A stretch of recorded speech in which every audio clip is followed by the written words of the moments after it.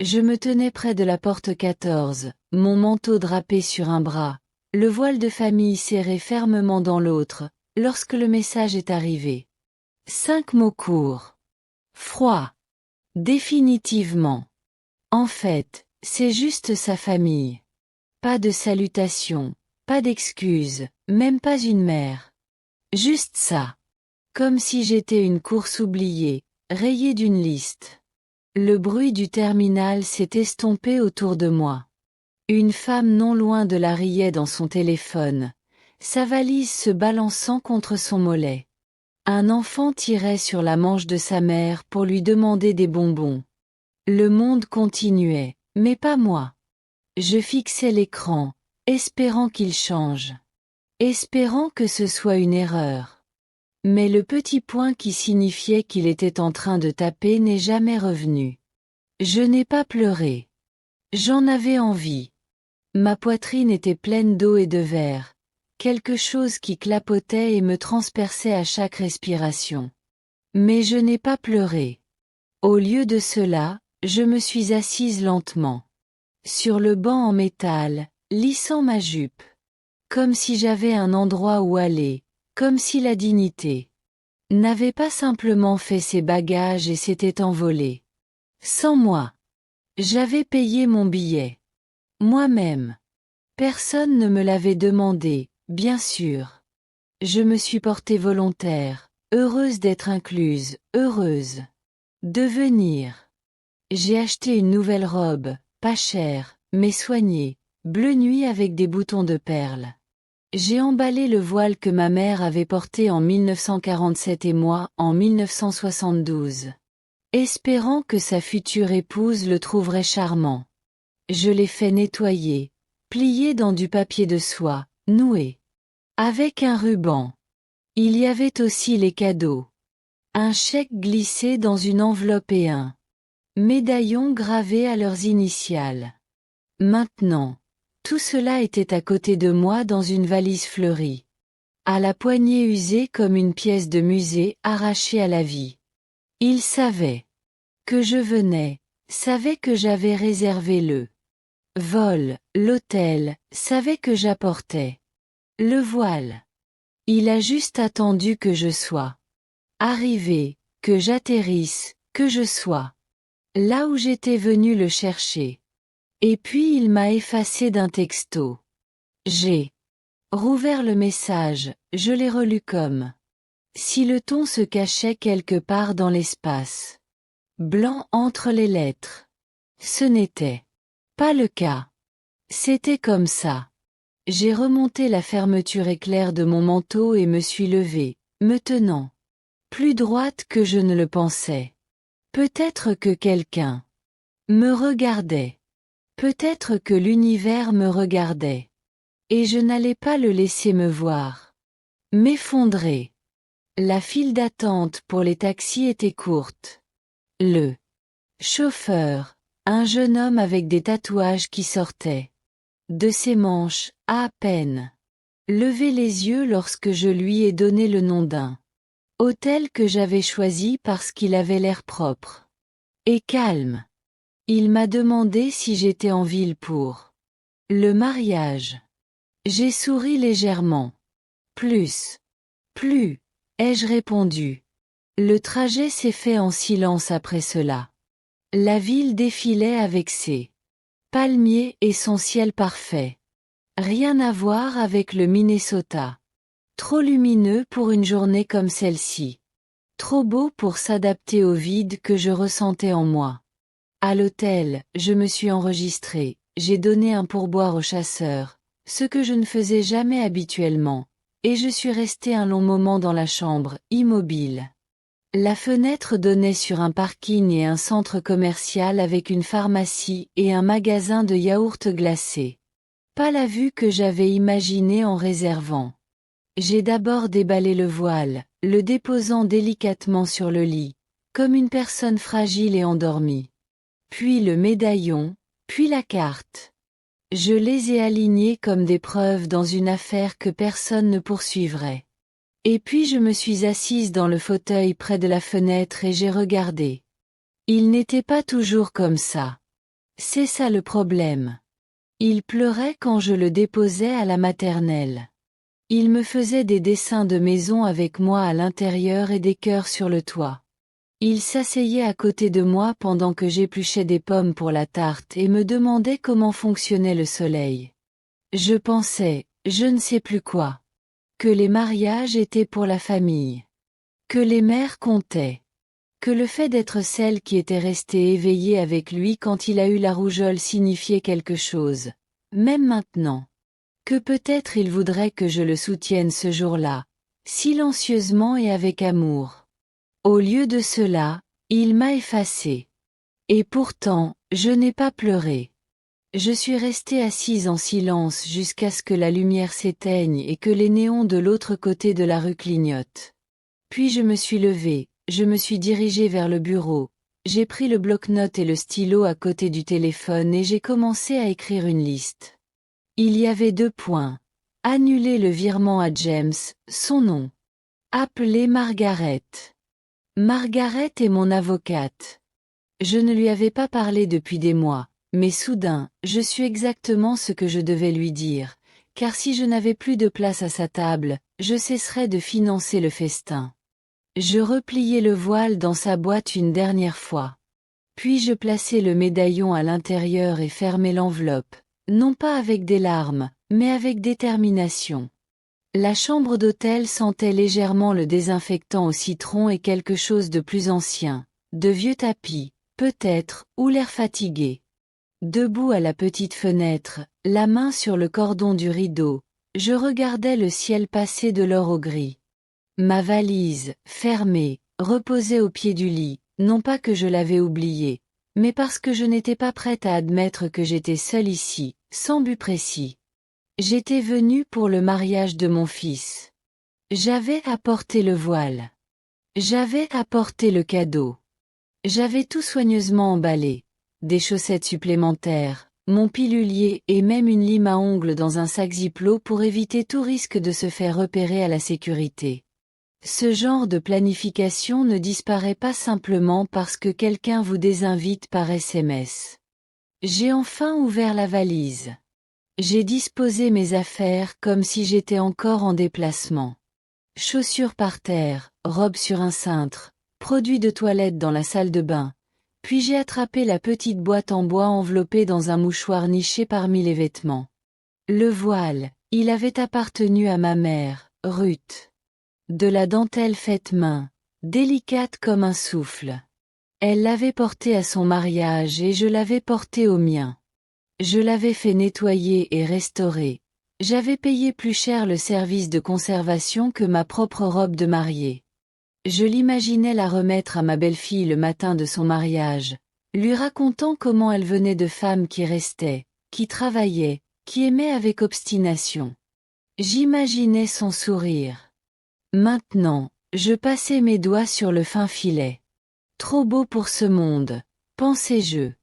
Trop beau pour des gens qui envoient des messages de 5 mots pour effacer une mère. Je l'ai remis dans la boîte. Je n'ai pas dormi de la nuit. Pas profondément. Le lit était trop dur, les draps trop blancs. Allongé sur le côté, je regardais les ombres se déplacer au plafond, la télévision silencieuse dans un coin. J'attendais un autre message, un addenda, une explication. Mais mon téléphone restait silencieux sur la table de chevet, l'écran éteint. Au matin, j'avais pris ma décision. J'ai appelé la réception et demandé le numéro d'un cabinet d'avocat local. L'homme au téléphone m'a donné 3. Sa voix étant si autoritaire que les employés d'hôtel sont habitués à l'être. Je l'ai remercié et j'ai choisi le 2e numéro de la liste. Simplement parce que cela ressemblait au genre de cabinet qui ne raccroche pas au nez des vieilles dames. Il pourrait me recevoir cet après-midi-là. J'ai confirmé l'heure, me suis habillée avec soin et ai remis le voile dans la boîte une dernière fois. Je l'ai laissé sur le bureau avec un mot. Ne pas déranger. Je reviendrai. Mais je n'ai pas pris l'enveloppe cadeau. Celui-là a fini dans mon sac à main. Je n'avais pas encore fini de décider quoi en faire. Le cabinet d'avocat était dans un bâtiment beige, à côté d'un pressing. Ça ne payait pas de mine, mais la femme qui m'a accueilli dans la salle d'attente avait les cheveux argentés et le genre de regard direct auquel j'avais confiance. Mademoiselle Whitney, dit-elle, je suis Anne. Je dois mettre à jour mon testament, dis-je, sans préambule. Et établir une fiducie. Anne hocha la tête, sans demander pourquoi. Elle m'emmena dans son bureau et me servit un verre d'eau. Elle me plaisait déjà. Je veux retirer mon fils, James Whitney, de mes fonctions de bénéficiaire, dis-je. Entièrement. Et je veux que tout revienne à ma petite fille. Elle haussa légèrement un sourcil. Puis-je demander pourquoi? Parce qu'elle est la seule à ne jamais m'avoir menti, dis-je. Et parce que je ne laisserai pas l'œuvre de ma vie à un homme qui supprime sa mère comme un spam. Anne n'a pas réagi avec surprise ni sympathie. Elle a juste pris des notes. Votre petite fille a-t-elle un tuteur légal? Elle a 18 ans. Elle est en première année d'université. Génial. Alors c'est simple, dit-elle. Nous allons rédiger un testament et une fiducie entre vifs. Avez-vous des conditions particulières? Oui, ai-je dit. Elle ne peut pas toucher un centime avant ses 25 ans. Sauf pour ses études, ses soins de santé ou l'achat de sa première maison. Très raisonnable. Elle est gentille, intelligente, mais elle est jeune. Je veux l'aider, pas la ruiner. Anne a levé les yeux vers moi et m'a souri. Vous ne ruinez personne, mademoiselle Whitney. Vous rétablissez l'équilibre. Ça a pris 2 heures. Quand je suis partie, j'avais un dossier avec des copies et une carte de visite. Je ne me sentais pas triomphante. Je ne ressentais rien. Juste calme, comme si j'avais enfin cessé d'attendre que quelqu'un d'autre fasse ce qu'il fallait. De retour à l'hôtel, le soleil commençait à se coucher. Un autre ciel californien parfait. J'étais assise sur la même chaise près de la fenêtre. Mais quelque chose avait changé. Le voile était toujours sur le bureau. Je ne l'ai pas bougé. Au lieu de cela, j'ai pris mon téléphone et j'ai envoyé un SMS à ma petite fille, Clara. Ma chérie, es-tu libre pour déjeuner? Demain. Elle a répondu dans les 2 minutes. Bien sûr que oui, grand-mère. Où dois-je te retrouver? Et comme ça, je n'étais pas sans invitation. Juste d'un mariage. Clara avait les yeux de son père. C'était toujours la première chose que les gens remarquaient.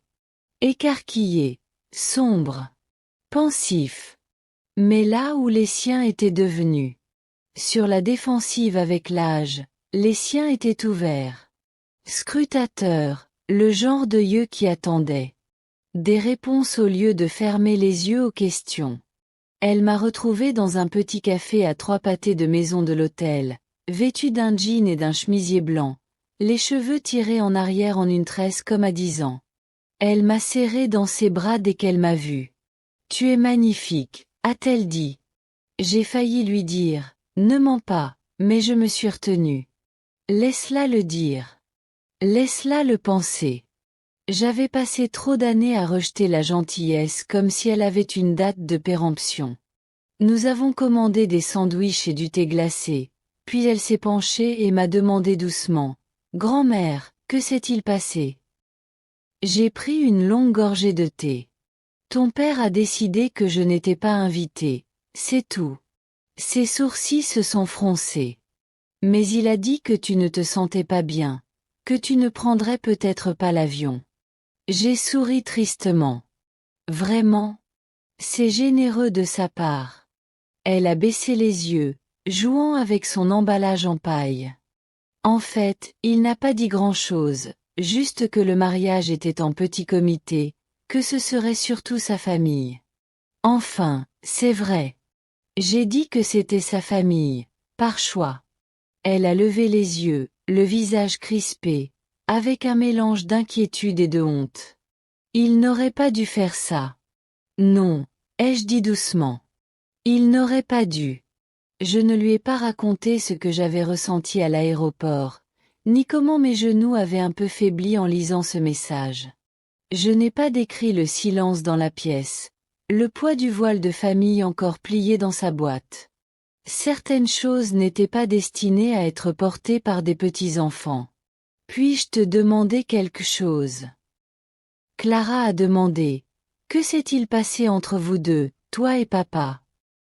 Je me suis reculée. La question s'est intensifiée. Que s'est-il passé? Comme si c'était une seule chose, un seul instant, une fracture nette. Mais ce n'était pas le cas. C'était 1000 petites choses au fil des ans, comme se tenir debout dans l'océan et prendre lentement conscience que la marée vous emporte. Il a changé, ai-je dit finalement. L'université l'a changé. Ou peut-être que la vie l'a fait. Je ne lui reproche pas d'avoir grandi. Je lui reproche de lui avoir tourné le dos. Clara ne parlait pas. Elle écoutait simplement. Rien que ça signifiait plus qu'elle ne pouvait l'imaginer. Quand ton grand-père est mort, ai-je dit, James est rentré pour les funérailles. Il m'a tenu la main tout le temps. Il a pleuré plus que moi. Il est resté 3 jours et nous avons cuisiné, ri et nous nous sommes souvenus. Et puis il est parti. Et à chaque visite, quelque chose s'est refermé en lui. J'ai pris mon sandwich, mais je n'ai pas mordu. Il s'est marié rapidement, a déménagé vers l'ouest, a trouvé un travail, une maison, un nouveau cercle d'amis. Il a arrêté de rappeler, a envoyé des cartes cadeaux pour Noël au lieu de rentrer à la maison.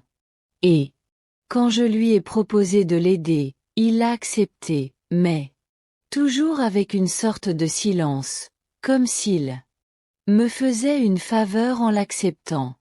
Clara était silencieuse. A-t-il jamais dit pourquoi? Non, mais je savais. Savais quoi? J'hésitais. À l'embarrasser. Sa main se figea. Autour de son verre. J'étais institutrice. Dans une école publique, pas glamour, pas raffiné.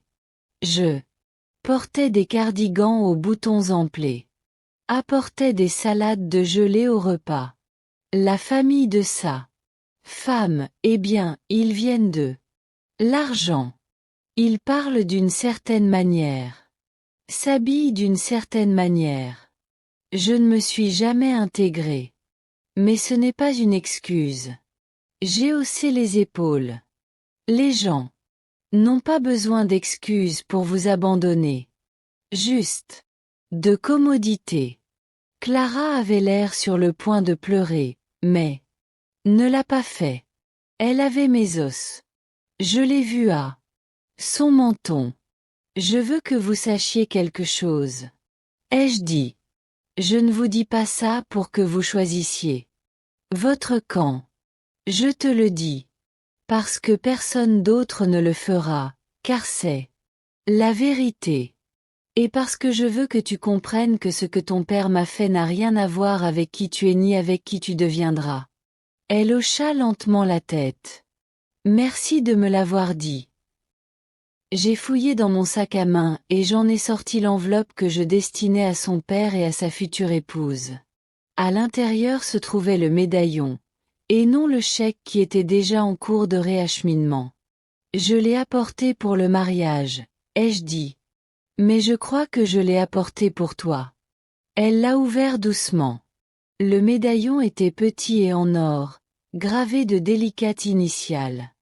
CW et LW. Clara Whitney, et il y a longtemps, Louise Whitney, ma belle-mère. À l'intérieur, une photo de Clara à 5 ans et une de moi au même âge. Elle cligna rapidement des yeux. Je ne sais pas quoi dire. Dis simplement que tu le garderas. Je le garderai. Le chèque irait à la fiducie. Le voile retournerait au placard. Mais ce moment a suffi. J'avais cru perdre un fils, mais j'avais trouvé une vérité et une petite fille qui me voyait. Et c'était une base solide. Mon mari est décédé un mercredi. C'était au début du printemps. Un de ces matins radieux où le monde semble trop vivant pour le deuil. Les jonquilles commençaient tout juste à percer le sol près de notre porche.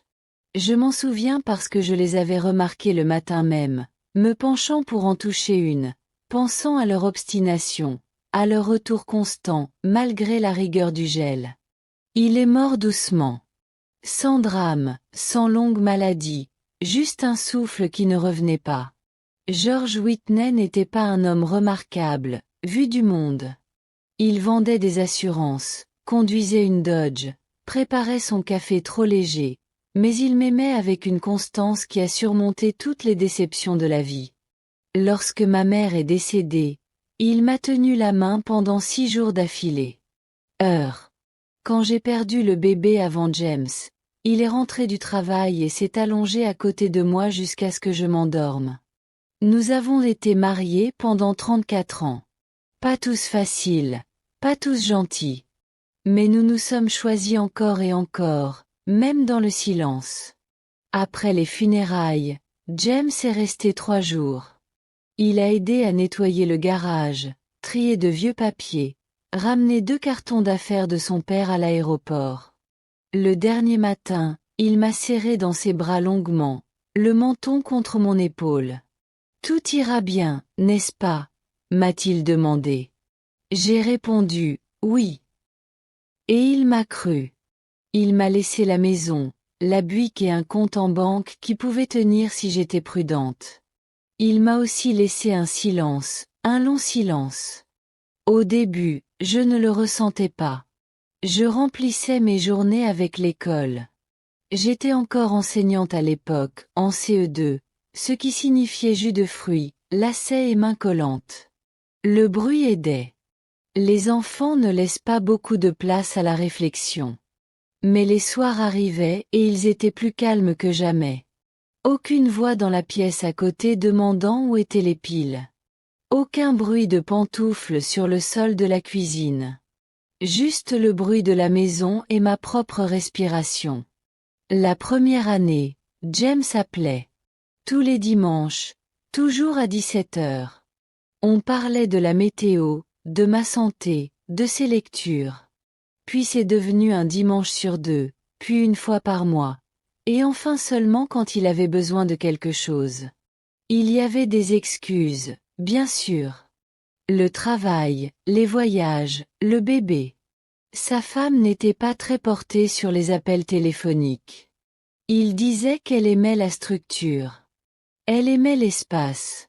Je lui ai laissé suffisamment d'espace pour qu'il perde un continent entre nous. Il ne l'a jamais dit ouvertement, mais je l'ai senti à sa façon d'hésiter avant de me présenter à de nouvelles personnes. Voici ma mère, suivie d'une pause, d'un changement de ton. Je n'étais pas assez élégante. Mes mains étaient usées. Mon rire était trop fort. J'ai commencé à lui envoyer des cartes cadeaux pour Noël, juste pour harmoniser le ton. Je pensais que ça faciliterait les choses. Il ne se plaignait jamais, mais les cartes n'étaient jamais accompagnées d'appels. Les gens parlent de la solitude du veuvage comme si c'était quelque chose qui arrivait d'un coup, comme un coup de poing dans la poitrine.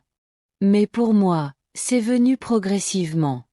Après la fin du ragoût, après que les voisins ont cessé de venir, après que James a cessé de dire « je t'aime », à la fin de nos appels, c'est retombé comme de la poussière. Je ne me suis jamais remariée, je n'en ai jamais voulu.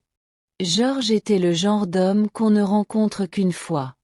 Pas à accent grave-l'œil, mais authentique, présent. Il disait toujours, certains hommes essaient d'être des héros.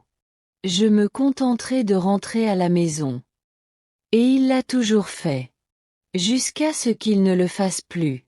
Il y avait des nuits, surtout en 2e année, où je me réveillais et lui parlais quand même, juste des mots doux dans le noir, lui racontant ce que James avait dit, ce que Clara avait dessiné, le bruit nouveau du four. Je savais que c'était idiot, mais ça aidait. Je pense qu'il aurait été en colère. Pas contre James, exactement, mais parce qu'un fils peut facilement oublier qui lui a appris à lasser ses chaussures, qui a nettoyé son vomi à minuit, qui a couru après son vélo en l'acclamant la première fois qu'il a enlevé les roues d'entraînement. Georges aurait dit, « Marie, ne le laisse pas te traiter comme ça. » Je répondais à voix haute. C'est comme ça qu'il est maintenant. Mais maintenant, je ne sais pas. Maintenant, assise dans cette chambre d'hôtel, le voile emballé, le testament réécrit et Clara buvant du thé glacé, les genoux repliés sous elle comme une fille 2 fois plus jeune. Je me demande si Georges avait raison. J'ai peut-être laissé traîner les choses trop longtemps. J'ai peut-être trop cherché à m'excuser. Mais plus maintenant. Il y a un tiroir dans ma cuisine, chez moi, qui coince du côté gauche. Il suffit de tirer légèrement, et il s'ouvre d'un coup avec fracas. Ce tiroir contient tout ce que je pensais ne plus jamais avoir besoin de consulter. Des reçus, des lettres de banque, des photocopies, de vieilles garanties et un dossier intitulé James. Je l'ai commencé quand il s'est marié. Au début, c'était juste pour organiser. Je ne voulais pas oublier ce que j'avais donné ou promis, au cas où il me le demanderait. Mais avec le temps, c'est devenu autre chose. Un dossier, peut-être. Un registre discret de ce qu'il en coûte pour rester dans la vie de quelqu'un quand l'amour ne suffit plus. Le premier document date de 2003. Un chèque de 12 000 $, un acompte pour leur premier appartement. Il a dit que ce serait temporaire, le temps qu'ils se remettent sur pied. Ils ont emménagé 1 an plus tard dans un appartement que ses beaux-parents ont aidé à financer. Personne n'a mentionné ma part. Ensuite, il y a le remboursement d'une carte de crédit, 6 800 $. Il avait perdu son emploi et disait que les factures s'accumulaient. Je me souviens d'être assise à ma table de cuisine, lisant ses emails 2 fois avant d'appeler la banque. Je lui ai dit de ne pas s'inquiéter. Les mères ne laissent pas leurs enfants sombrer. Pas si elles peuvent l'éviter. Puis est arrivée la petite Clara, ma lumière. À sa naissance, je lui ai proposé un compte épargne pour les études. Il a dit que c'était trop tôt, qu'ils créeraient quelque chose eux-mêmes. Ils ne l'ont jamais fait. Au lieu de cela, le dossier contient des reçus pour des couches, une poussette, une facture d'hôpital qui, pour une raison ou une autre, n'a pas été prise en charge. J'ai envoyé de l'argent pour chacun sans poser de questions. En 2011, une déchirure du ligament du genou. Il n'avait pas assez de congés payés, disait-il, et la franchise d'assurance était élevée, 2 300 $. J'ai fait un virement le jour même en 2015. Leur voiture est tombée en panne. Pas la belle voiture que conduisait sa femme, la plus ancienne pour faire les courses. J'ai pris en charge les réparations. L'une d'elles a coûté 120 $. 1 an plus tard, le toit a fui. Il a appelé au milieu de la nuit. Sa voix était basse, comme s'il ne voulait pas que quelqu'un d'autre l'entende. Maman, je déteste demander, mais il n'a pas détesté. J'ai fait un virement de 8 000 $ ce matin-là. Au total, le dossier contient des relevés de 57 000 $ sur 20 ans. Sans compter les cadeaux, sans compter les vols pour aller leur rendre visite. Sans compter les provisions que je faisais dans leur cuisine quand ils étaient à court d'argent ce mois-là. Sans compter le manteau que j'achetais à Clara chaque hiver jusqu'à ses 17 ans. Sans compter le nouvel ordinateur portable que j'ai envoyé quand il m'a dit que le sien était cassé et qu'il ne pouvait pas me le payer immédiatement. Ce n'est pas une question d'argent. Ça n'a jamais été le cas. S'il m'avait remercié, s'il m'avait regardé dans les yeux et appelé juste pour parler, ça aurait été équilibré. Mais à un moment donné, ce n'était plus de l'aide, c'est devenu quelque chose d'attendu. Une taxe silencieuse sur la maternité. Je n'ai pas remarqué le changement au début. Les 5 premières années, chaque dollar était comme un câlin de loin. Mais finalement, les appels n'arrivaient que lorsque j'avais besoin de quelque chose, et la chaleur s'est tarie. Les cadeaux sont passés sous silence. Les dépôts sont restés sans réponse. L'année dernière, pour son anniversaire, je lui ai envoyé un chèque. Juste un geste. Il l'a encaissé le lendemain. Il n'a pas appelé. Il ne l'a jamais fait. Le dernier papier du dossier date d'il y a 4 mois. Un virement de $3000. Pour les frais annexes avant le mariage. Fleurs, acompte, tout ce dont elle a besoin. Avait-il dit? Je l'ai envoyé l'après-midi même.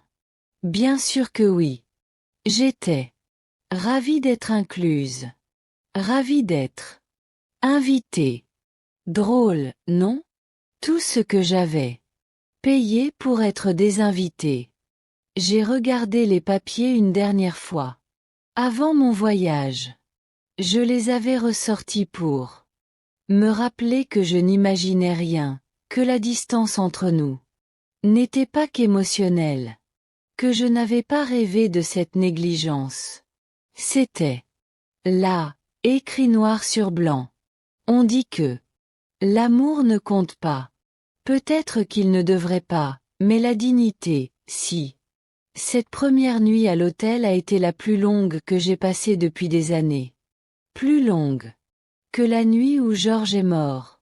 Plus longue que la nuit où Clara est née. Et que personne n'a pensé à appeler. Le climatiseur ronronnait doucement. Et la lueur de la télévision projetait des ombres sur le mur. Même si je ne l'avais pas allumé, je n'arrivais pas à m'y résoudre. Le silence me semblait plus sincère. J'avais tout déballé, même si c'était inutile. La robe que j'avais apportée pendait mollement dans le placard, intacte, simple, bleu marine, avec un peu de dentelle au col. Je l'avais choisie parce qu'elle me rappelait une robe que ma mère avait portée autrefois. Modeste, élégante, intemporelle. C'était censé être la robe que je portais pour voir mon fils se marier. Maintenant, elle ressemblait à un vêtement abandonné dans une friperie. Le voile était posé dans une boîte à côté du lit. Je ne pouvais pas me résoudre à le remettre dans la valise. Il méritait mieux que des fermetures éclairs et des doublures en nylon. Il avait traversé des générations, et je l'avais apporté ici avec espoir. Je me suis préparé une tasse de thé dans la petite cafetière dans un coin. Le genre de thé qui a un goût de carton et de regret. Assis près de la fenêtre, la tasse chaude dans les mains, je regardais les voitures entrer et sortir du parking en contrebas. Quelque part, peut-être à quelques kilomètres seulement, mon fils riait, finissant probablement son dîner de répétition, entouré de gens en robe de cocktail et chemise en lin, buvant du vin payé par quelqu'un d'autre. Je me demandais s'il pensait à moi, s'il ressentait cette absence ou s'il était soulagé. C'était le plus cruel. Non pas l'exclusion en elle-même, mais la possibilité que cela ne lui ait même pas fait de mal. J'ai regardé mon téléphone. Pas de nouveaux messages, pas d'appel pour expliquer, pas d'excuses, juste ce mot de congédiement de 5 mots quelques heures auparavant. Toujours là, toujours non lu, toujours permanent. J'ai ouvert une note vierge sur l'écran. J'ai commencé à taper. Cher James. Puis je me suis arrêté. Que pouvais-je dire que je n'avais pas déjà essayé de montrer? Je l'aimais. Je l'ai élevé. Je n'ai jamais rien demandé de plus. Et pourtant, il s'est éloigné. Au lieu de cela, j'ai ouvert la galerie de photos. J'ai fait défiler de vieilles photos. Lui à la maternelle. Une dent manquante. Son visage illuminé de malice. Lui à 12 ans, en uniforme de scout, saluant de travers. Lui tenant Clara à l'hôpital, la fierté et la peur s'imprimant sur son jeune visage. Et puis moins de photos, de plus longs intervalles, moins de sourires destinés à moi. Je n'ai pas pleuré. Je m'attendais à ce que je pleure, mais les larmes ne sont pas venues. Ce n'était pas du chagrin que je ressentais. C'était quelque chose de plus profond, de plus lourd, Une sorte de prise de conscience silencieuse que ce n'était peut-être pas une cruauté soudaine, mais la confirmation définitive d'un lent départ. Et puis, quelque chose s'est produit. Vers minuit, alors que j'étais assise dans ce fauteuil raide de cette étrange pièce, j'ai senti un changement. C'était léger, pas bruyant, pas courageux, juste une pensée discrète. C'était peut-être une bénédiction. Si je n'étais pas venue, j'aurais peut-être passé une année de plus à faire comme si tout allait bien, à envoyer de l'argent, à attendre des appels téléphoniques qui ne venaient pas. Peut-être que ce moment cruel et brutal était la clarté dont j'avais besoin, car quelque chose en moi avait commencé à murmurer ce que Georges aurait pu dire s'il avait été là. Marie, tu as une vie aussi. Cette voix, si calme, si claire, m'a surprise. J'ai versé le thé froid dans l'évier et lavé la tasse. J'ai sorti la couverture supplémentaire du placard et l'ai pliée soigneusement au pied du lit. Je me suis brossé les dents, j'ai enfilé ma chemise de nuit et j'ai lissé la couette à 2 mains, comme je le faisais à la maison. Puis je me suis glissée dans mon lit, seule. Non pas parce que j'étais oubliée, mais parce que je me souvenais de quelque chose. Je m'appartenais. Je l'avais toujours fait. Et si personne d'autre ne le faisait, alors je le ferais. Clara m'a appelé le lendemain matin. J'étais de nouveau assise près de la fenêtre, un café à la main cette fois, essayant de me mettre en appétit pour le petit déjeuner offert que je savais que je ne toucherais pas. Le téléphone a vibré doucement contre la table, et quand j'ai entendu son nom, quelque chose en moi s'est adouci. Au moins, quelqu'un pensait encore à moi dès le matin. Grand-mère, dit-elle d'une voix tendue. Je viens d'entendre. Papa ne t'a pas invité. J'ai fermé les yeux un instant. Non, ma chérie. Il ne l'a pas fait. Il y avait un silence au bout du fil, mais pas le genre de silence qui survient quand on ne sait pas quoi dire. C'était le genre de silence qui emplit d'incrédulité, de colère. Je connaissais ce silence. J'y avais vécu pendant des années. Je ne comprends pas, dit-elle finalement. Il m'a dit que ce serait juste une petite cérémonie, en famille. J'ai supposé que tu arrivais tôt. Je pensais que tu en faisais partie. Oui, oui, dis-je doucement. Dans ma tête, oui. Pourquoi n'as-tu rien dit hier au déjeuner? Demanda-t-elle. Pourquoi ne m'as-tu rien dit? J'ai pris une inspiration. Parce que je ne voulais pas que notre temps ensemble tourne autour de lui. Je voulais te voir. Juste toi. Je l'entendais bouger, faire les 100 pas. Peut-être était-elle comme ça. Même enfant, elle avait toujours besoin de bouger quand quelque chose n'allait pas. Il n'en a même jamais parlé. Pas une seule fois. Comment aurait-il pu?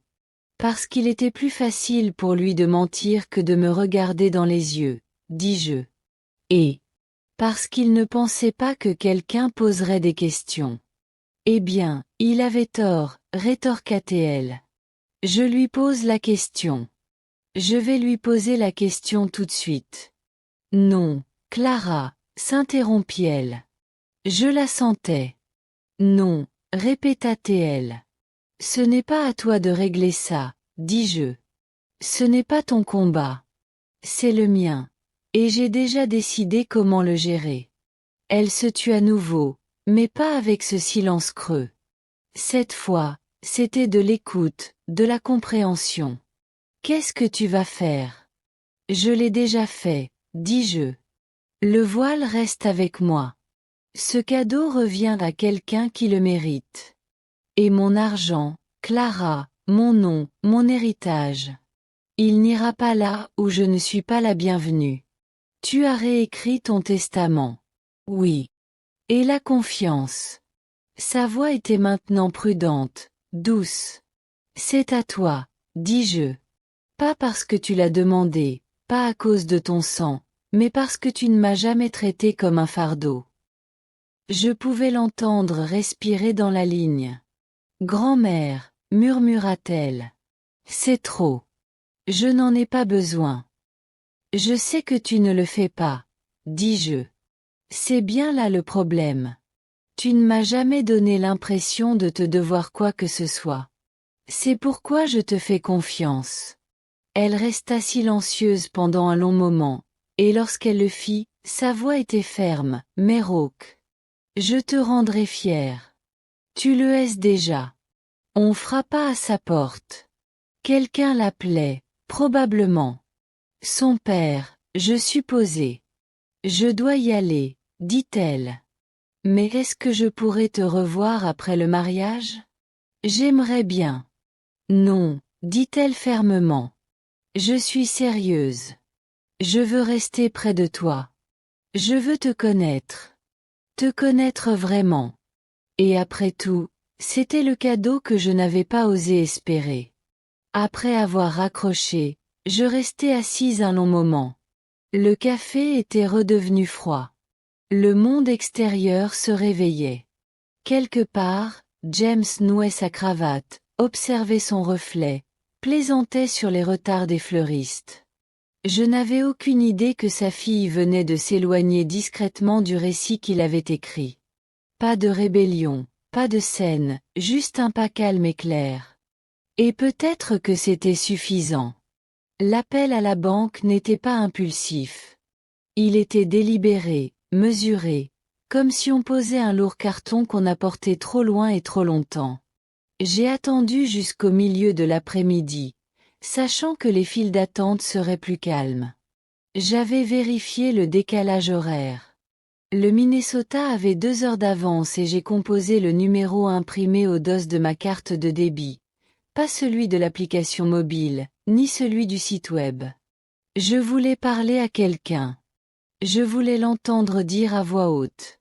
Merci d'avoir appelé la Northern Prairie Bank, a gazouillé la femme. Ici Rachel. Comment puis-je vous aider aujourd'hui? Je m'appelle Mary Whitney, ai-je dit. Je dois vérifier et annuler tous les virements externes programmés sur mes comptes et je souhaite révoquer une autorisation liée. Il y avait une courte pause. Je l'entendais taper. Bien sûr, Madame Whitney, je dois juste vérifier quelques détails avant de commencer. J'ai répondu à ces questions sans hésiter. Date de naissance, 4 derniers chiffres, le nom de mon animal de compagnie d'enfance, Samson, un labrador, fidèle jusqu'au bout, contrairement à certains. Une fois vérifié, son ton a légèrement changé, plus respectueux. Je vois qu'il y a actuellement 3 virements récurrents programmés. Un à James Whitney, mensuel de $850, un trimestriel de $2000 pour la pension alimentaire, et un versement annuel de $5000 prévu pour le mois prochain. Je veux qu'ils soient tous annulés, ai-je dit. Définitivement? Oui. Et je voudrais révoquer tout accès qu'il a pour consulter ou demander des modifications à mon compte. Rachel a hésité. Il est répertorié comme contact secondaire sur votre banque en ligne, avec l'autorisation d'initier des virements, mais pas de les finaliser. Nous pouvons supprimer cet accès immédiatement. Faites-le. Elle a recommencé. Terminé. Puis-je demander, juste pour nos archives?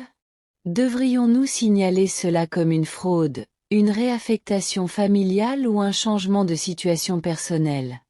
Appelez ça de la clarté, ai-je dit. Silence. Puis, tranquillement, elle a compris. Je lui ai demandé de m'envoyer la confirmation mise à jour par email, et elle l'a fait en quelques minutes. J'ai lu chaque ligne, chaque dollar, chaque lien coupé. C'était là, tangible, réel. Pendant 20 ans, j'avais subventionné sa vie comme un investisseur silencieux dans une entreprise qui ne m'avait jamais inscrite au conseil d'administration. Loyer, factures, urgences qui se sont transformées en habitudes. Je l'ai fait parce que j'étais sa mère. Parce que je pensais que c'était ça, l'amour. Mais, ce n'est pas de l'amour quand une seule personne se présente. Ce n'est pas une famille quand les appels sont assortis de conditions. Et je ne suis pas un distributeur automatique. Ce soir-là, j'ai sorti de ma valise le dossier intitulé James. Je l'avais préparé par instinct, sans savoir si j'en aurais besoin. Je l'ouvris une dernière fois. Chaque feuille me semblait plus lourde, non pas à cause de l'argent, mais à cause du silence qui avait suivi chaque transaction. Non merci, pas d'appel, juste des retraits discrets. J'ai soigneusement empilé les papiers, les ai remis dans le dossier et les glissés au fond de ma valise. Je les déchiquetterai en rentrant. Un nouveau rituel, non pas celui de la gomme, mais celui de la libération. Dans le silence de la chambre d'hôtel, je me suis allongée sur le lit, les mains jointes sur le ventre.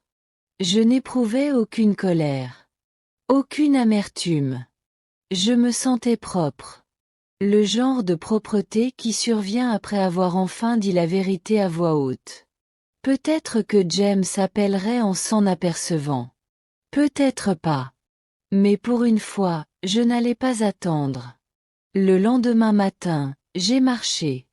Non pas parce que j'avais quelque part où aller. Non pas parce que quelqu'un m'attendait, mais parce que l'air était bon sur ma peau, et que j'avais besoin de me rappeler ce que signifiait bouger. Sans but, juste pour se sentir en vie. L'hôtel était près d'une petite place du centre-ville, de celle avec des bancs et de vieux arbres qui avaient survécu à une demi-douzaine de rénovations de trottoirs. Je suis passé devant une librairie dont l'enseigne en bois grinçait doucement au vent. Une femme de mon âge rangeait des livres de poche dans la vitrine en fredonnant. De l'autre côté de la rue, un petit garçon tirait la main de son père, lui montrant quelque chose dans la vitrine de la boulangerie. Le père s'est penché, a hoché la tête et a ri. Ils sont entrés ensemble. Je suis resté à les observer plus longtemps que prévu. Il y a des années. C'était James et moi. Un jour froid à Minneapolis, un café sur Hennepin Avenue. Il avait 4 ans. Il voulait un roulé à la cannelle plus gros que son visage. J'ai dit non. Il a fait la moue. J'ai cédé. Il a léché le glaçage en premier, et nous avons tous les deux ri quand il est resté collé à son nez. Je n'avais pas pensé à ce moment depuis des années. La douleur m'a surprise. Non pas parce qu'elle était douloureuse, mais parce qu'elle ne l'était pas. C'était une chaleur, un bon souvenir, intact. Il y en avait tellement, éparpillés comme des pièces de monnaie. J'avais oublié que j'avais fait tomber. Nous avions eu de belles années avant l'université, avant la fierté, avant que le monde ne commence à juger les gens à leur vernis et à leur portefeuille. C'était peut-être le plus dur, savoir que l'amour avait été sincère autrefois. Qu'elle s'était érodée non pas à cause de la haine, mais à cause de la distance et de la négligence, comme une maison laissée sans surveillance jusqu'à ce que le toit cède et que personne ne se souvienne comment la réparer. J'ai emprunté une rue latérale avec des jacarandas en fleurs. Leurs pétales tombaient comme des confettis violets sur le trottoir. J'en ai pris un, je l'ai tenu entre mes doigts, si fragile, si tenace. Je suis passé devant une boutique de robes de mariée. Les mannequins portaient des robes lourdes de perles et de manches illusions. Au centre, une jeune femme vêtue d'une robe vert pâle ajustait la traîne d'une autre, épinglant le dos. J'ai regardé à travers la vitre. Ce n'était pas ma belle-fille, et ce n'était pas mon voile. Mais pendant un instant, je me suis permise de faire semblant. Dans un autre monde, peut-être l'avais-je aidé à le choisir. Peut-être m'étais-je assise sur une chaise dans cette même boutique, les mains jointes sur mes genoux, retenant mes larmes tandis qu'elle se tournait vers le miroir. Peut-être avait-elle tendu la main vers moi. Peut-être avait-elle dit « Merci de l'avoir élevé ». Mais on ne vit pas dans le mois de mai. On vit dans le jour d'après. Et ce jour-là, j'ai continué mon chemin. Un banc sous un arbre m'a appelé et je me suis assise. Des oiseaux volaient entre les branches au-dessus de ma tête. Une petite fille est passée en courant avec un ballon gonflé à l'hélium, son grand-père la suivant. Il m'a souri, le genre de sourire que les personnes âgées se font entre elles sans avoir besoin de nom. Un discret « je te vois ». Je l'ai vu aussi. Le vent s'est levé un peu, emportant l'odeur du pain de la boulangerie. Mon estomac a gargouillé, rattrapant enfin ma liberté. Je me suis levée, j'ai épousseté mon manteau et je suis retournée en ville. Je me suis arrêtée dans cette boulangerie et j'ai acheté un roulé à la cannelle. J'ai dit à la femme derrière le comptoir, « Assurez-vous qu'il y ait trop de glaçage. » Elle a ri. De retour sur la place, je me suis assis à nouveau. Et j'ai mangé lentement, découpant des morceaux. Regardant le monde défiler. Personne ne me connaissait. Ici, personne ne s'attendait à rien. Et pourtant, pour la première fois depuis des jours, peut-être des années, je me sentais plus vue que jamais. À n'importe quelle réunion de famille. Parfois, la dignité ne s'accompagne pas de grandes déclarations ni d'ultimatums qui claquent. Parfois, c'est une femme qui mange un roulé à la cannelle.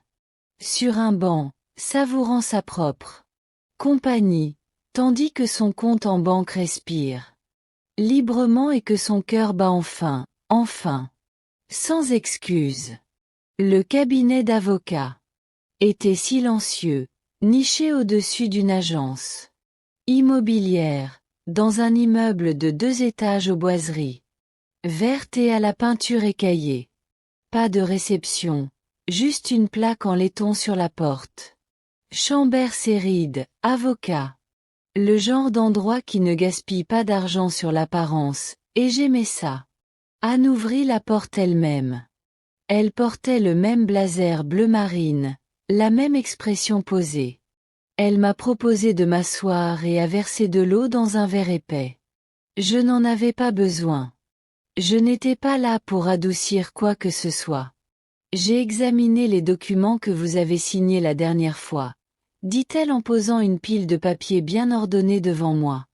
Nous avons retiré votre fils de la liste des bénéficiaires et ajouté votre petite fille comme unique bénéficiaire de la fiducie vivante et de la succession. J'ai hoché la tête. Bien. Souhaitez-vous inclure une lettre d'intention? Demanda-t-elle. Parfois, cela permet de clarifier les choix si quelqu'un conteste. Personne ne le fera, dis-je. Il ne se battra pas pour quelque chose qu'il ignorait que j'avais encore. Elle haussa légèrement un sourcil, mais n'insista pas.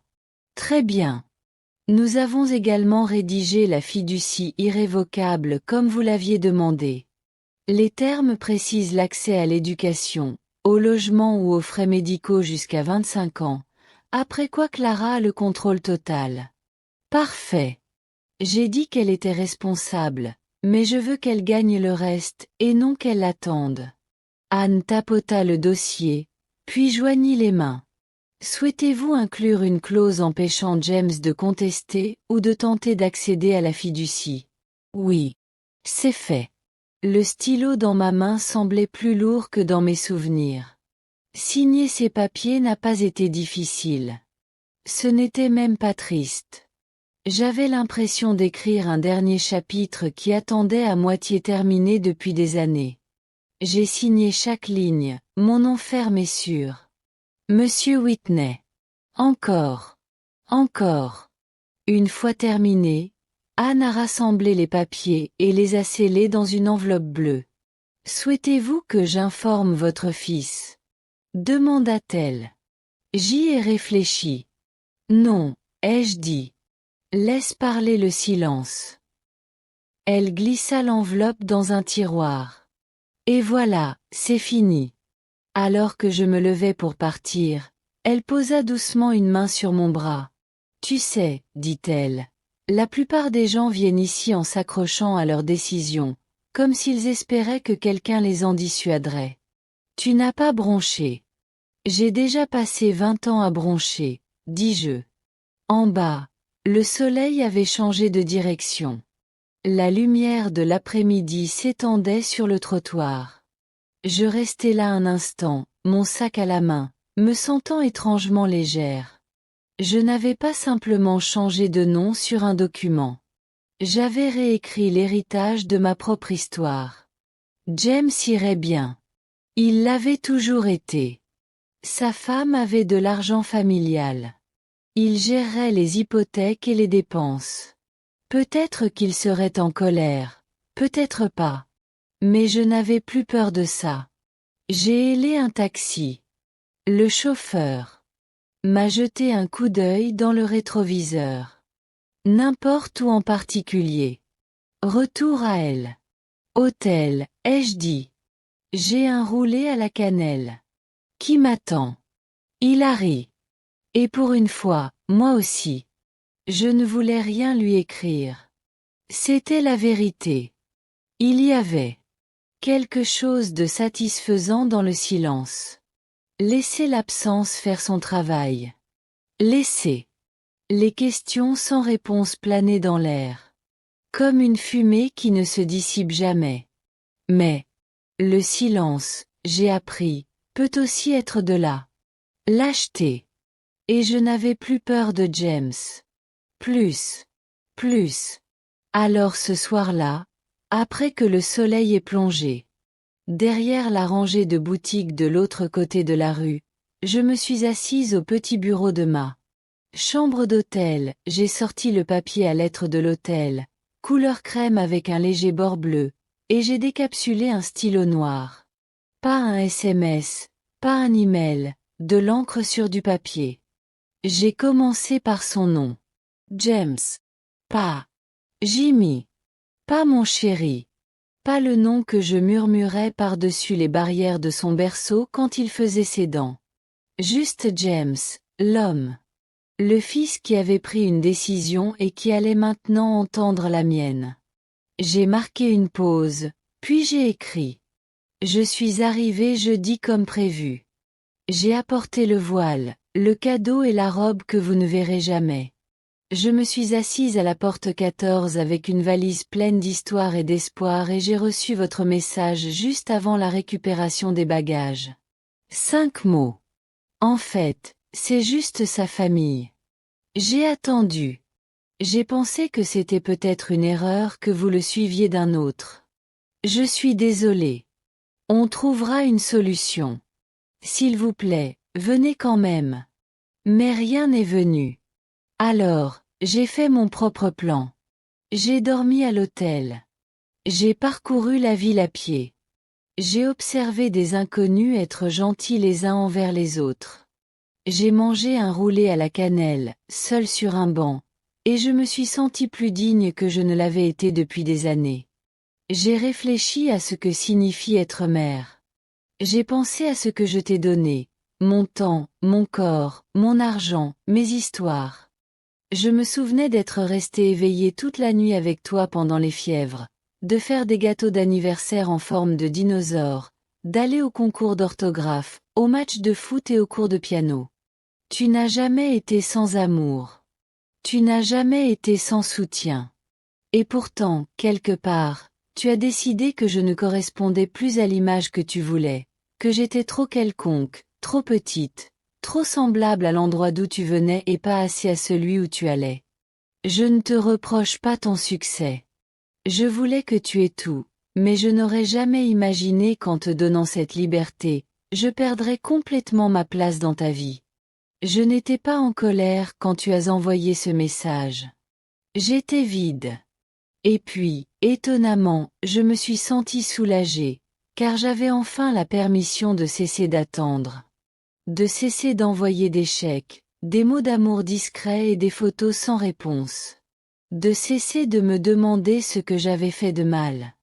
Ce n'était pas ce que j'avais fait. C'est ce que tu as choisi. Tu as choisi de ne pas inviter ta mère à ton mariage. Non pas par cruauté, peut-être, mais par malaise. Tu n'as pas voulu m'expliquer. Tu n'as pas voulu m'intégrer à ta vie organisée. Alors, je ne serai pas intégré. Au lieu de cela, j'ai ouvert quelque chose de nouveau. J'ai annulé tous les transferts futurs et supprimé ton accès à mes comptes. J'ai réécrit mon testament. Clara est désormais l'unique bénéficiaire de ma succession. Non pas que je veuille te punir, mais parce qu'elle n'a jamais prétendu que je n'existais pas. Elle m'a rencontré dans un café et m'a demandé ce qui s'était passé. Elle m'a écouté. Elle est restée. Elle s'est souciée de moi. Tu étais ce garçon. Peut-être qu'un jour tu voudras le retrouver. Si tu le fais, je ne claquerai pas la porte. Mais je ne resterai pas non plus sur le seuil, tenant un plateau de pardon pour quelqu'un qui ne l'a pas demandé. Ton absence à ton propre mariage ne ressemblait peut-être pas à une chaise laissée vide, mais c'était la mienne. Et maintenant que je l'ai remplie de moi-même, de ma propre voix, je ne te la rends pas. Je te souhaite la paix. Et je te souhaite l'honnêteté. Celle qui commence quand on se regarde dans le miroir et qu'on se demande « Que ai-je choisi ?» Avec amour, parce que je n'ai jamais arrêté, maman. Je l'ai lu 2 fois avant de la plier. Sans colère. Sans artifice. Juste la vérité, pesante et claire. Je l'ai glissé dans une enveloppe, j'ai écrit son nom dessus. Et je l'ai laissée sur le coin du bureau. Pas pour l'envoyer, pas encore, mais elle existait. Maintenant. Comme une pierre posée délicatement sur une tombe, non pas pour marquer un décès, mais pour dire « Je suis venu. Je me suis souvenu. Et maintenant je peux reprendre mon chemin. » Le matin du mariage s'est levé comme tous les autres. Ensoleillé, pur. Avec une brise qui tirait doucement sur les palmiers devant ma fenêtre. Pas de fanfare, pas de courbature, juste le matin. Je n'avais pas d'invitation, pas de place parmi les rangées de chaises blanches, mais je connaissais l'heure, le lieu. Clara l'avait mentionné une fois sans se rendre compte de ce qu'elle trahissait. Alors, je n'ai pas revêtu la robe bleu marine que j'avais apportée pour la cérémonie, mais un chemisier et un pantalon gris clair, confortable, propre, parfait pour s'asseoir dans un jardin et regarder la vie s'écouler sans avoir besoin d'y participer. J'ai pris un taxi. Le lieu était un domaine privé sur une colline, le genre d'endroit qui se photographie bien. Allées pavées, esarquées, rose pâle en fleurs trop parfaites pour être vraies. Les grilles étaient ouvertes, les invités filtraient, tout en pastel, lin et rire. Je ne suis pas entrée. Il y avait un banc de l'autre côté de la rue, à l'ombre d'un vieux jacaranda. J'étais assise là, voile dans mon sac, les mains jointes, silencieuse, sans me cacher, juste témoin. Un homme garait une voiturette de golf près de l'entrée. 2 femmes en robe de soie assorties se coiffaient mutuellement. Un jeune couple posait pour un selfie près de l'arche recouverte de lierre. J'entendais le murmure lointain d'une musique qui s'installait. Des cordes douces et agréables. Je les regardais arriver, chacun inconscient de la femme d'en face qui avait payé plus d'une de leurs flûtes à champagne. J'ai vu James aussi. Il est sorti d'une voiture noire, grand et élégant, riant à une remarque du témoin. Son smoking lui allait parfaitement. Ses cheveux étaient coiffés comme je le faisais quand il avait 5 ans, avec une raie sur le côté et un peu d'eau. Il ne regardait pas vers la rue. Il ne se retournait pas, comme si le monde derrière lui n'avait jamais existé. Je n'étais pas en colère. Je pensais que je l'étais. Que le voir dans son ultime acte d'exclusion pourrait briser quelque chose en moi. Mais je ne ressentais que de la distance, celle qui ne fait plus mal. Une femme vêtue d'une robe rose perle s'approcha de lui. La mariée, supposais-je. Son sourire était radieux, expérimenté. Elle passa son bras sous le sien et dit quelque chose que je n'entendis pas. Il hocha la tête. Ils se dirigèrent vers l'arche, les invités se levant, et je restai sur mon banc, invisible et entière. Quelque part à l'intérieur, des vœux étaient échangés, des promesses faites, des toasts préparés. J'espérais que ce serait un mariage harmonieux. J'espérais qu'il trouverait quelque chose de durable.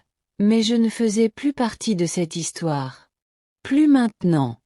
La cérémonie dura 22 minutes. Je le sais. Parce que j'ai compté. Les oiseaux allaient et venaient. Un chien aboya au loin. Quelqu'un renversa ce qui ressemblait à du vin blanc sur ses chaussures. Puis les applaudissements retentirent, joyeux et nourris. Les gens regagnèrent l'allée.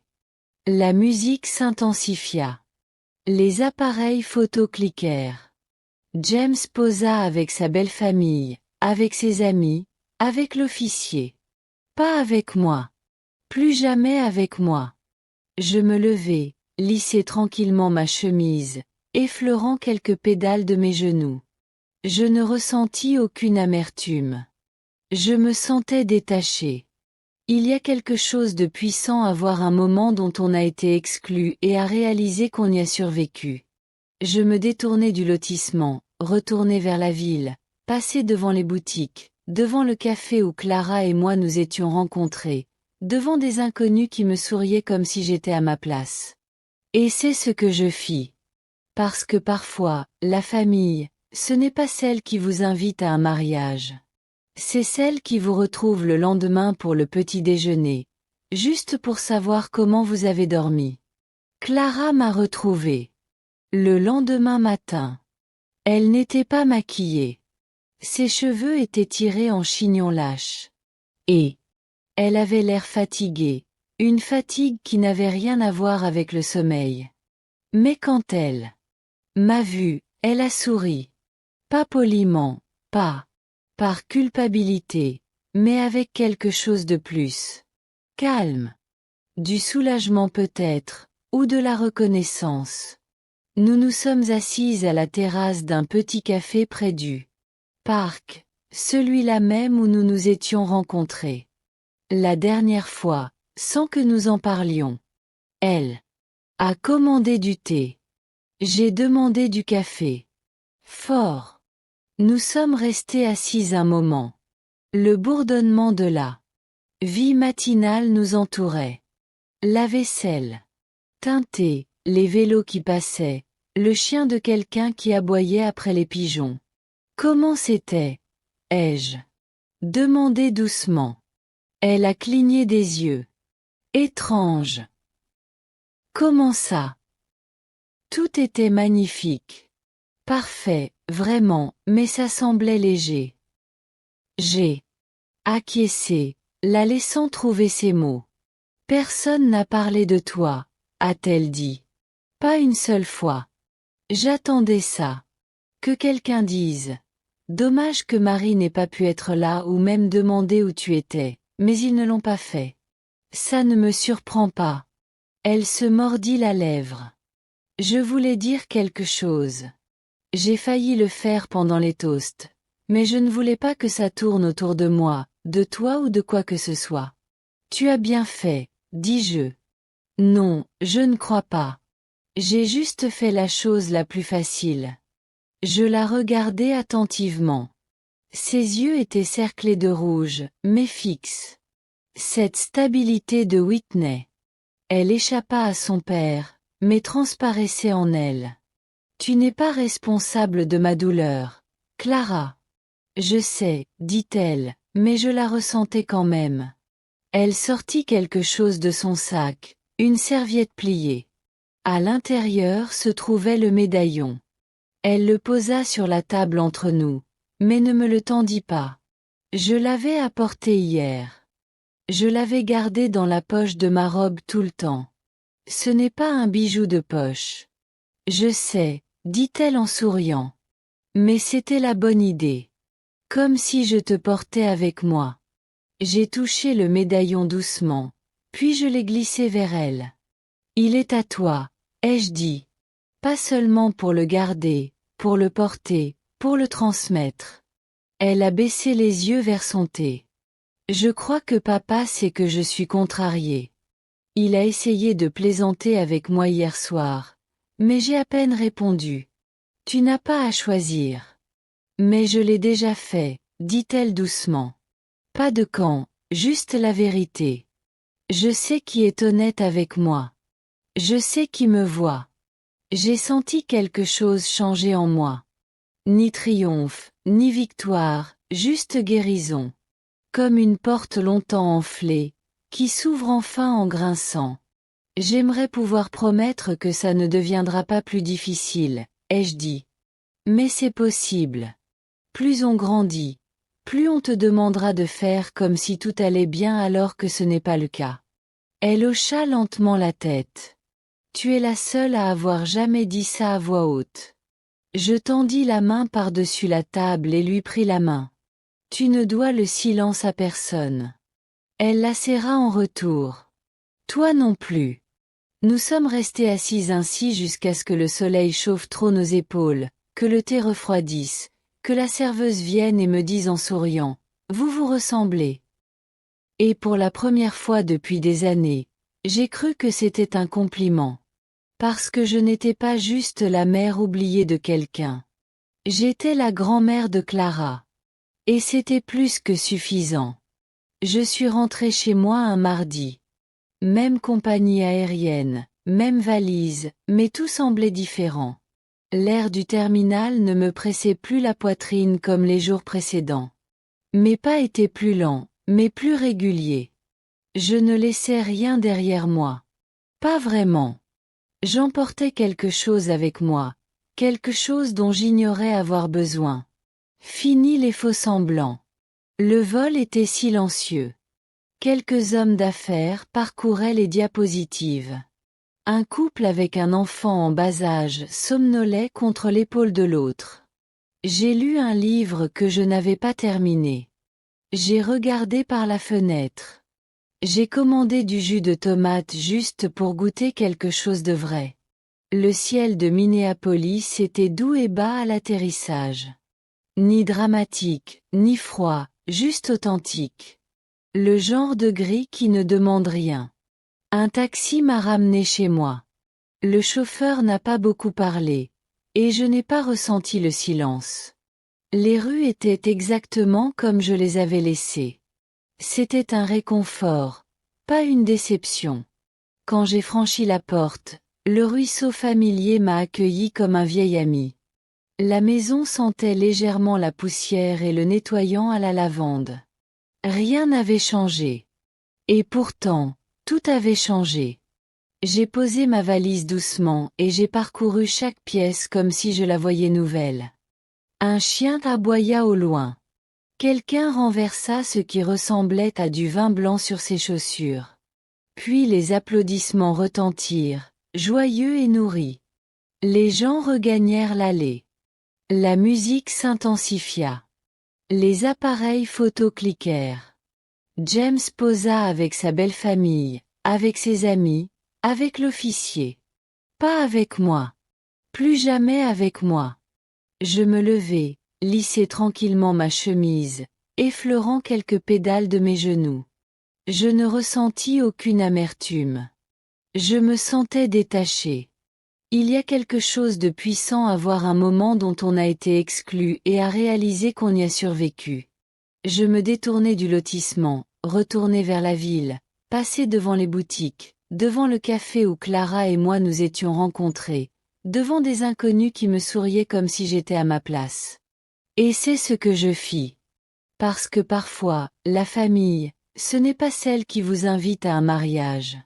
C'est celle qui vous retrouve le lendemain pour le petit déjeuner, juste pour savoir comment vous avez dormi. Clara m'a retrouvée.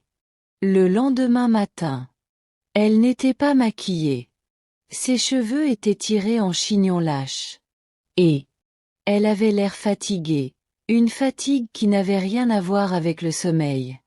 Mais quand elle m'a vue, elle a souri. Pas poliment, pas par culpabilité, mais avec quelque chose de plus. Calme. Du soulagement peut-être, ou de la reconnaissance. Nous nous sommes assises à la terrasse d'un petit café près du parc, celui-là même où nous nous étions rencontrés. La dernière fois, sans que nous en parlions. Elle a commandé du thé. J'ai demandé du café. Fort. Nous sommes restés assis un moment. Le bourdonnement de la vie matinale nous entourait. La vaisselle teintée, les vélos qui passaient, le chien de quelqu'un qui aboyait après les pigeons. Comment c'était? Ai-je demandé doucement. Elle a cligné des yeux. Étrange. Comment ça? Tout était magnifique. Parfait, vraiment, mais ça semblait léger. J'ai acquiescé, la laissant trouver ses mots. Personne n'a parlé de toi, a-t-elle dit. Pas une seule fois. J'attendais ça. Que quelqu'un dise. Dommage que Marie n'ait pas pu être là ou même demander où tu étais, mais ils ne l'ont pas fait. Ça ne me surprend pas. Elle se mordit la lèvre. Je voulais dire quelque chose. J'ai failli le faire pendant les toasts. Mais je ne voulais pas que ça tourne autour de moi, de toi ou de quoi que ce soit. Tu as bien fait, dis-je. Non, je ne crois pas. J'ai juste fait la chose la plus facile. Je la regardai attentivement. Ses yeux étaient cerclés de rouge, mais fixes. Cette stabilité de Whitney. Elle échappa à son père, mais transparaissait en elle. Tu n'es pas responsable de ma douleur, Clara. Je sais, dit-elle, mais je la ressentais quand même. Elle sortit quelque chose de son sac, une serviette pliée. À l'intérieur se trouvait le médaillon. Elle le posa sur la table entre nous, mais ne me le tendit pas. Je l'avais apporté hier. Je l'avais gardé dans la poche de ma robe tout le temps. Ce n'est pas un bijou de poche. Je sais, dit-elle en souriant. Mais c'était la bonne idée. Comme si je te portais avec moi. J'ai touché le médaillon doucement, puis je l'ai glissé vers elle. Il est à toi, ai-je dit. Pas seulement pour le garder, pour le porter, pour le transmettre. Elle a baissé les yeux vers son thé. Je crois que papa sait que je suis contrariée. Il a essayé de plaisanter avec moi hier soir, mais j'ai à peine répondu. Tu n'as pas à choisir. Mais je l'ai déjà fait, dit-elle doucement. Pas de camp, juste la vérité. Je sais qui est honnête avec moi. Je sais qui me voit. J'ai senti quelque chose changer en moi. Ni triomphe, ni victoire, juste guérison. Comme une porte longtemps enflée, qui s'ouvre enfin en grinçant. J'aimerais pouvoir promettre que ça ne deviendra pas plus difficile, ai-je dit. Mais c'est possible. Plus on grandit, plus on te demandera de faire comme si tout allait bien alors que ce n'est pas le cas. Elle hocha lentement la tête. Tu es la seule à avoir jamais dit ça à voix haute. Je tendis la main par-dessus la table et lui pris la main. Tu ne dois le silence à personne. Elle la serra en retour. Toi non plus. Nous sommes restés assis ainsi jusqu'à ce que le soleil chauffe trop nos épaules, que le thé refroidisse, que la serveuse vienne et me dise en souriant, vous vous ressemblez. Et pour la première fois depuis des années, j'ai cru que c'était un compliment. Parce que je n'étais pas juste la mère oubliée de quelqu'un. J'étais la grand-mère de Clara. Et c'était plus que suffisant. Je suis rentrée chez moi un mardi. Même compagnie aérienne, même valise, mais tout semblait différent. L'air du terminal ne me pressait plus la poitrine comme les jours précédents. Mes pas étaient plus lents, mais plus réguliers. Je ne laissais rien derrière moi. Pas vraiment. J'emportais quelque chose avec moi, quelque chose dont j'ignorais avoir besoin. Fini les faux-semblants. Le vol était silencieux. Quelques hommes d'affaires parcouraient les diapositives. Un couple avec un enfant en bas âge somnolait contre l'épaule de l'autre. J'ai lu un livre que je n'avais pas terminé. J'ai regardé par la fenêtre. J'ai commandé du jus de tomate juste pour goûter quelque chose de vrai. Le ciel de Minneapolis était doux et bas à l'atterrissage. Ni dramatique, ni froid, juste authentique. Le genre de gris qui ne demande rien. Un taxi m'a ramené chez moi. Le chauffeur n'a pas beaucoup parlé. Et je n'ai pas ressenti le silence. Les rues étaient exactement comme je les avais laissées. C'était un réconfort, pas une déception. Quand j'ai franchi la porte, le ruisseau familier m'a accueilli comme un vieil ami. La maison sentait légèrement la poussière et le nettoyant à la lavande. Rien n'avait changé. Et pourtant, tout avait changé. J'ai posé ma valise doucement et j'ai parcouru chaque pièce comme si je la voyais nouvelle. La cuisine avec son carrelage écaillé. Le salon où la chaise de George trônait toujours sous la lampe de lecture. La chambre où la photo de lui et James, tout petit, reposait encore sur la table de chevet. Je n'y ai pas touché. Je n'ai pas baissé le son. Je l'ai simplement laissée telle qu'elle était. Un moment. Pris dans le temps, non effacé par ce qui a suivi. Je me suis fait du thé. Pas celui de l'hôtel. Mon thé. Camomille et menthe avec une cuillerée de miel et la tasse sur laquelle était écrit « La meilleure maman du monde ». Un cadeau surprise de Clara quand elle avait 12 ans.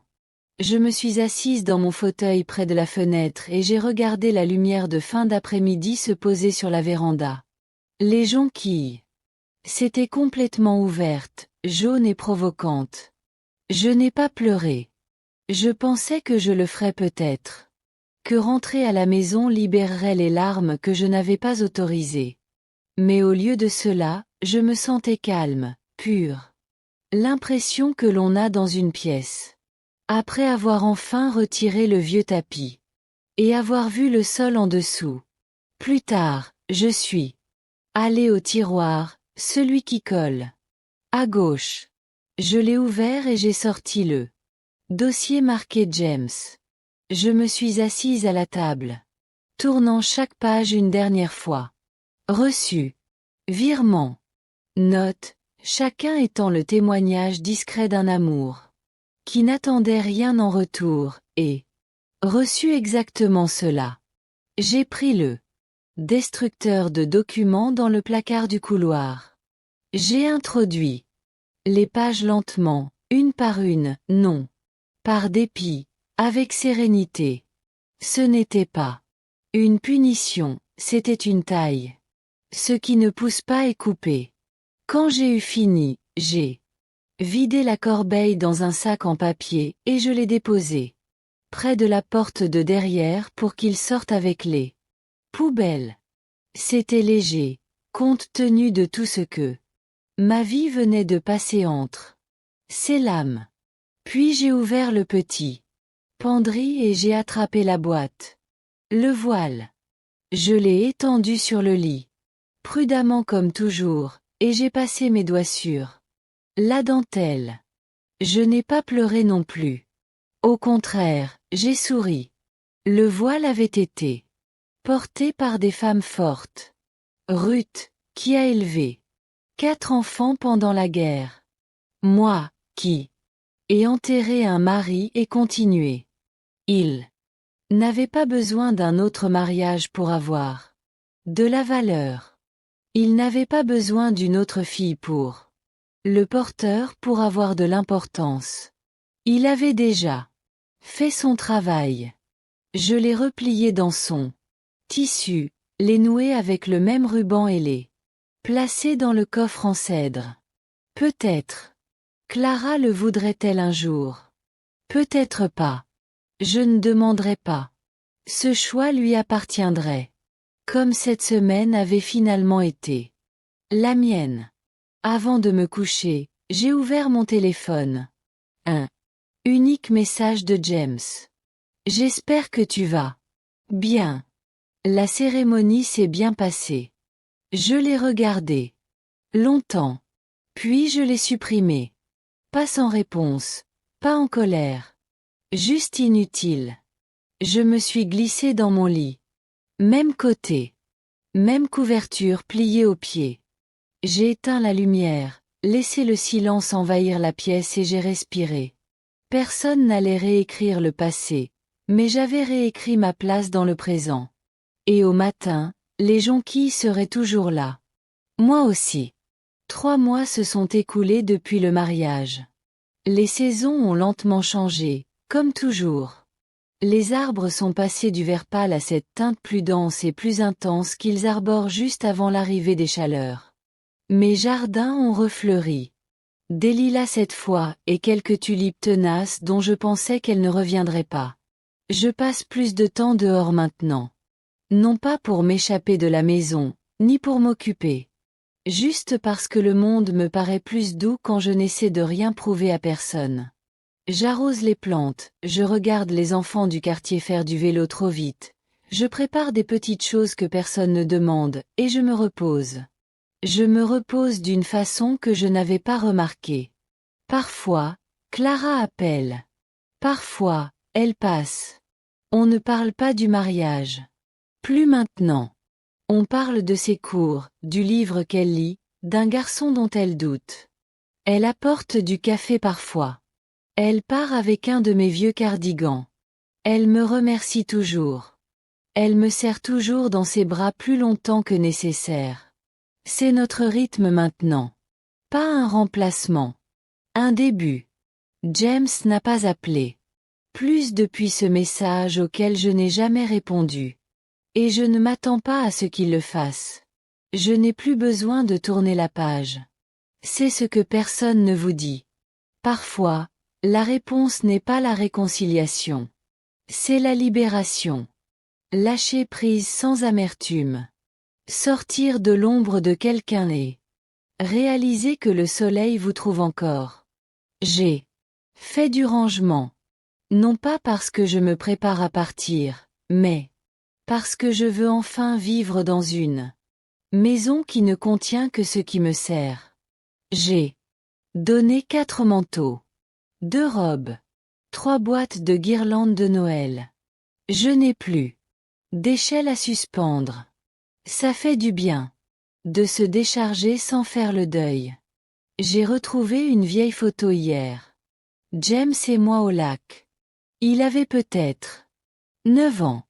J'avais un bandana autour des cheveux et des lunettes de soleil trop grandes pour mon visage.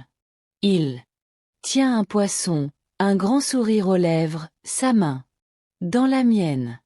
Je n'ai pas pleuré. J'ai juste regardé. C'était un bon garçon autrefois. Et j'étais une bonne mère. Aucun mariage ne peut effacer ça. J'ai rangé la photo dans un tiroir, non pas pour l'oublier, mais pour ne plus attendre qu'elle reprenne vie. Certains souvenirs sont mieux gardés en mémoire, comme des fleurs séchées dans un livre. Pas besoin de les serrer dans ses bras tous les jours. Il suffit de savoir qu'ils sont là. Et si vous avez lu jusqu'ici, je vais vous dire la vérité. Je ne suis pas triste. Pas comme on le pense. J'ai pleuré mon fils bien avant ce message. Ce que je ressens maintenant est plus léger, comme si j'étais sorti d'une pièce sombre pendant des années pour retrouver la lumière du matin. Cela ne veut pas dire que je ne l'aime plus. Cela signifie que je m'aime plus qu'avant. C'est le cadeau que je me suis fait cette année. Ni vengeance, ni châtiment, ni dignité, ni appropriation, ni silence, choisi plutôt que subi. Et si, assis à lire ceci, vous vous êtes déjà senti mis de côté, effacé ou non invité par les personnes même autour desquelles vous avez bâti votre vie, laissez-moi vous dire une chose simple. Vous êtes toujours l'auteur, de votre histoire. Ils ne peuvent pas écrire votre fin simplement parce qu'ils ont arrêté de lire à mi-chemin. Levez-vous. Tenez-vous droit. Détruisez les vieux récits. Portez la robe quand même. Mangez le roulé à la cannelle. Dites la vérité, même si elle vous fait trembler. Et s'ils ne vous ont pas réservé de place, prenez votre propre chaise ou partez. Mais n'osez pas croire que vous êtes jetable. Vous ne l'êtes pas. Vous êtes la racine d'où ils ont grandi. Et vous, ma chère, avez le droit de grandir à nouveau. Selon vos propres conditions, dans votre propre lumière. Si cette histoire vous a touché, partagez-la. Racontez-la à quelqu'un qui a besoin de l'entendre. Laissez un commentaire. Dites, je vous vois. Parce que, promis, Quelqu'un attend ces mots. Et si vous vous êtes déjà retrouvé seul à l'aéroport avec une valise pleine d'amour et nulle part où la déposer, sachez ceci, vous n'êtes pas seul. Et il n'est jamais trop tard pour recommencer.